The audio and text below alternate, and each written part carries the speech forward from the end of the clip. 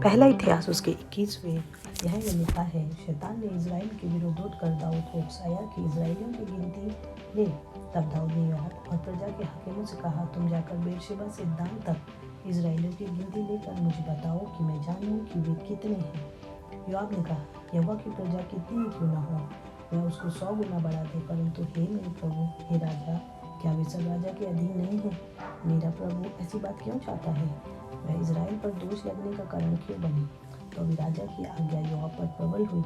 तब योआब विदा होकर सारे इजराइल में घूमकर यरूशलेम को लौट आया। तब योआब ने प्रजा की गिनती का जो दाऊद को सुनाया, और सब तलवार चलाने वाले पुरुष इजराइल के तो 11 लाख और यहूदा के 4,70,000 ठहरे। परंतु इनमें योआब ने लेवी और बिन्यामीन को ना गिना, क्योंकि वह राजा की आज्ञा से घृणा करता था। यह बात परमेश्वर को बुरी लगी, इसलिए उसने इजराइल को मारा। दाऊद ने परमेश्वर से कहा, यह काम जो मैंने किया वह महापाप है, परंतु अब अपने दास का धन दूर कर मुझसे तो बड़ी मूर्खता हुई है।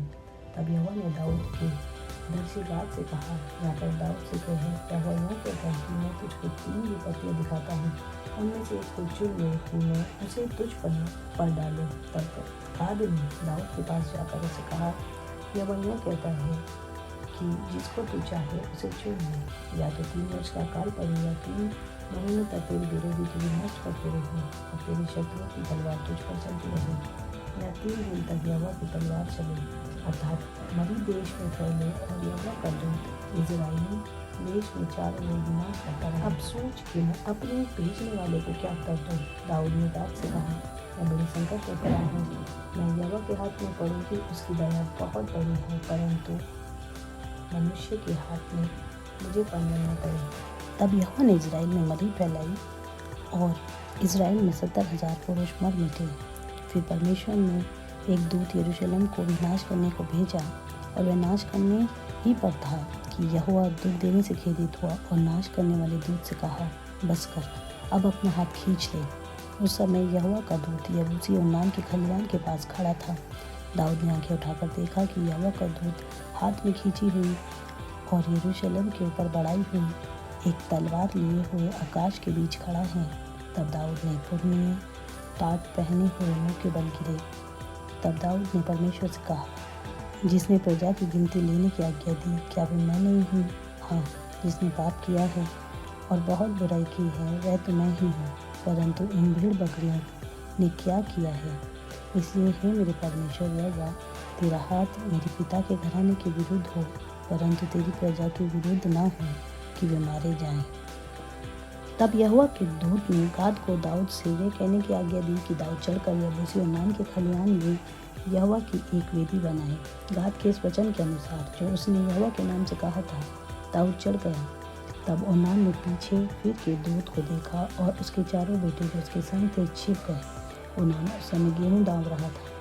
तब दाऊद ओर्नान के पास गया। तब ओर्नान ने दृष्टि करके दाऊद को देखा और खलिहान के बाहर जाकर भूमि तक झुककर दाऊद को दंडवत किया।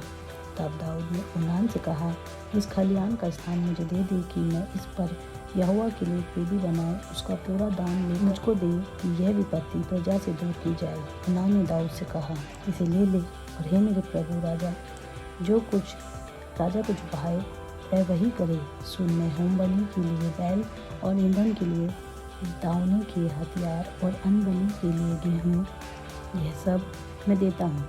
राजा दाऊद ने ओर्नान से कहा, नहीं, मैं अवश्य इसका पूरा दाम ही देकर इसे मोल लूँगा।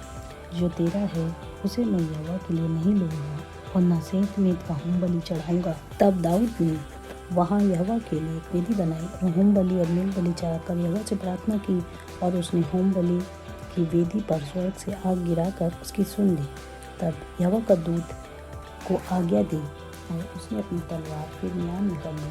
और यह देख कर कि यहोवा ने यबूसी ओर्नान के खलिहान में मेरी सुन ली है, दाऊद ने उसी समय वहाँ बलिदान किया यहोवा का निवास जो मूसा ने जंगल में बनाया था और होम बलि की वेदी, ये दोनों उस समय गिबोन के ऊंचे स्थान पर थे। परंतु दाऊद परमेश्वर के पास उसके सामने न जा सका, क्योंकि वह यहोवा के दूत की तलवार से डर गया था। इतिहास उसके 22वें अध्याय के पहले पद में लिखा है, तब दाऊद कहने लगा, यहोवा परमेश्वर का भवन यही है और इजराइल के लिए होम बलि की वेदी यही है।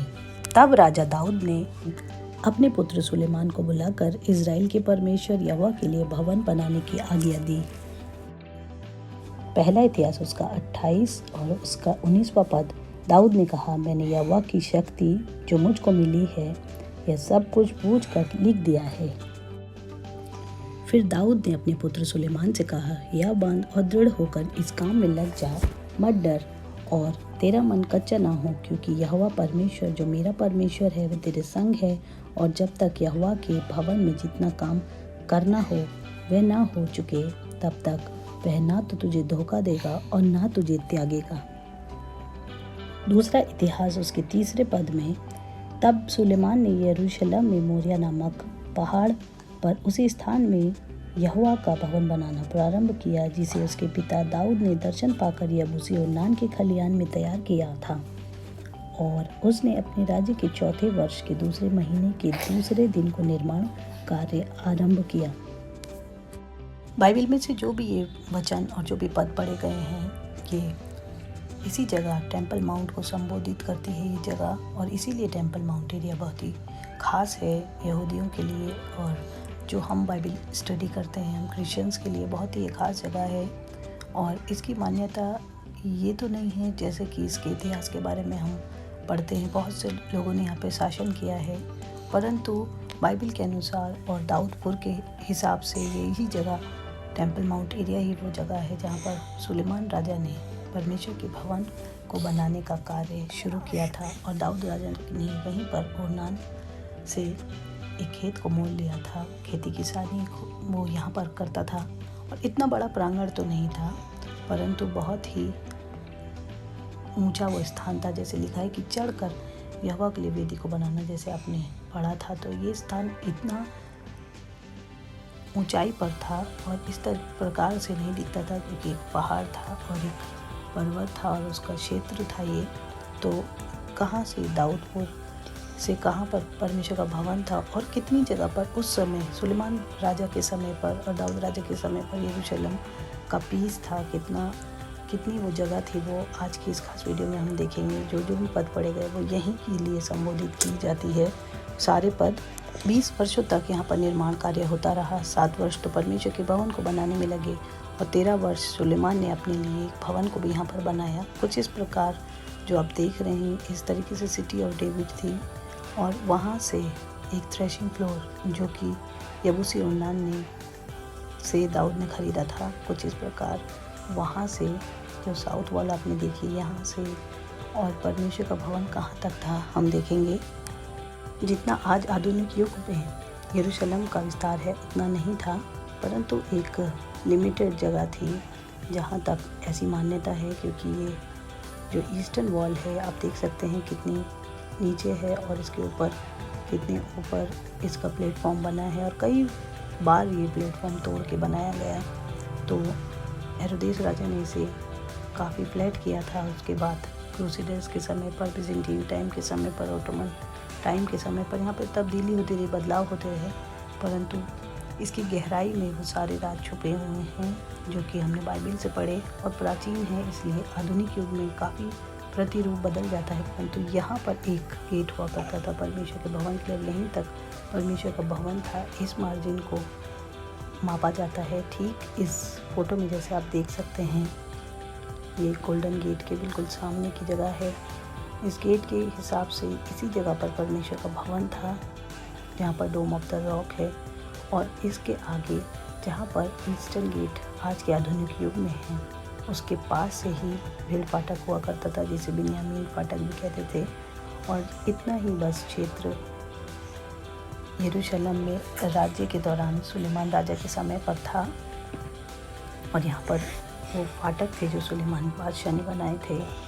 इतना बड़ा ये प्रांगण नहीं था जितना आज के आधुनिक युग में है, परंतु बहुत ही विस्तार से सुलेमान राजा ने यहाँ पर कार्य किया। और उसके बाद समय समय पर यहाँ पर तब्दीली होती रही। यहाँ पे पहला मंदिर, दूसरा मंदिर भी बना, और कुछ इतने एरिया में यहाँ पर ये यहाँ से लेके डोम ऑफ द रॉक बहुत ही खास एरिया है। इस फाटक के हिसाब से ही परमेश्वर का भवन कहाँ पर था एक अनुमान लगाया जाता है। ये गोल्डन गेट है, पूर्वी फाटक है और बहुत महत्वपूर्ण फाटक है ये। इसी के अनुमान को लगाकर यहाँ तक परमेश्वर के भवन की वो जगह मापी जाती है और कुछ इस प्रकार से था। और इसके आगे एक गेट था, आज के आधुनिक युग में तो लॉयंस गेट है और उसके भी आगे आप देख सकते हैं, परंतु राजा दाऊद के समय पर, सुलेमान के समय पर इतना ही बस ये जगह इस्तेमाल की जाती थी। इसके आगे रास्ता था। तो गोल्डन गेट के सामने ही परमेश्वर का भवन था जो सुलेमान राजा ने बनाया। जैसे आपने इस वीडियो में जो भी बाइबल स्टडी की है, अपनी बाइबल स्टडी को कीजिए। वीडियो पसंद आई होगी तो ज़रूर से लाइक कीजिए, चैनल को कर लीजिए सब्सक्राइब। Praise the Lord.